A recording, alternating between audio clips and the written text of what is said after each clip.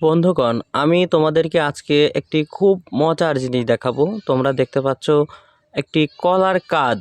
তো দেখতে পাচ্ছ গাছটা কিন্তু নেই, গাছটা কিন্তু মরে গিয়েছে। তারপরেও কিন্তু দেখো এই মরা গাছে সৃষ্টিকর্তার কি আশ্চর্যজনক বিষয়, কিন্তু এই গাছে দেখো কলা ধরেছে।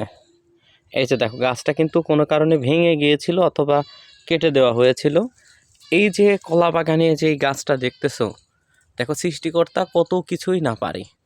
তো সেই জায়গা থেকে আমরা অনেক সময় হতাশ হয়ে পড়ি, আমরা ভেঙে পড়ি যে আমরা কি করব না করব। তো সেই জায়গা থেকে আমি বলবো, সৃষ্টিকর্তার প্রতি তোমরা বিশ্বাস রাখো। হয়তো সৃষ্টিকর্তা আমাদেরকে কোনো না কোনোভাবে আমাদেরকে পথ দেখাবেই, কোনো না কোনোভাবেই আমাদের পাশে দাঁড়াবেই। এই যে দেখো কি এক আশ্চর্যজনক বিষয়, দেখো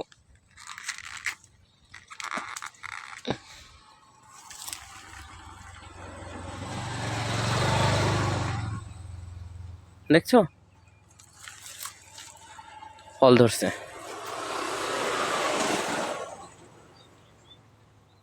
এই যে দেখো, কিন্তু গাছটা কিন্তু নেই। এই যে দেখো, আমি আর ভালো করে দেখাইতেছি। এই যে দেখো গাছটা নেই, কিন্তু এই জায়গাতে এই গাছে ফল চলে আসছে।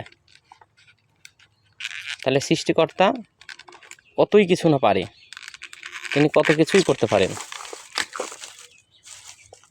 এই যে দেখো মোছা।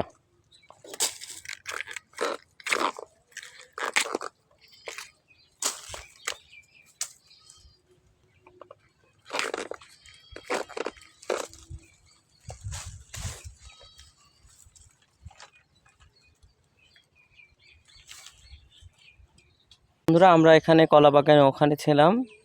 তো কলা বাগান থেকে দেখতে পাচ্ছ এখানে গমের ক্ষেত রয়েছে, এখানে পেঁয়াজের চারা লাগানো হয়েছে এবং এই জমিটাতেই কিন্তু মূলা ছিল। এই যে গমটা যখন ছোট ছিল তখন কিন্তু আমি তোমাদের জন্য একটা ভিডিও দিয়েছিলাম। এই যে দেখতে পাচ্ছ এখানে প্রদর্শনী দেওয়া হয়েছে। আজকে শুক্রবার, সবাই নামাজে গিয়েছে, এই কারণে মাঠে কাউকে দেখতে পাচ্ছি না। এই যে দেখতে পাচ্ছ পেঁয়াজ গাছগুলা কেমন করে লাগানো হয় দেখো। মানে পেঁয়াজ বলতে এখানে পেঁয়াজের চারা লাগানো হয়েছে, মানে বীজ লাগানো হয়েছিল। এখানে দেখো কৃষি সম্প্রসারণ অধিদপ্তর থেকে তারা একটা প্রদর্শনী সাইনবোর্ড দিয়েছে 2024-25 অর্থ বছর। একটা গ্রামের নাম হচ্ছে চামটিয়া, আমাদের বাড়িটা চামটিয়াতেই, যদিও ভাটপাড়ার মানুষ বলে, কিন্তু আমাদের বাড়ির জমি জমার কাগজপত্র কিন্তু সবই চামটিয়ার।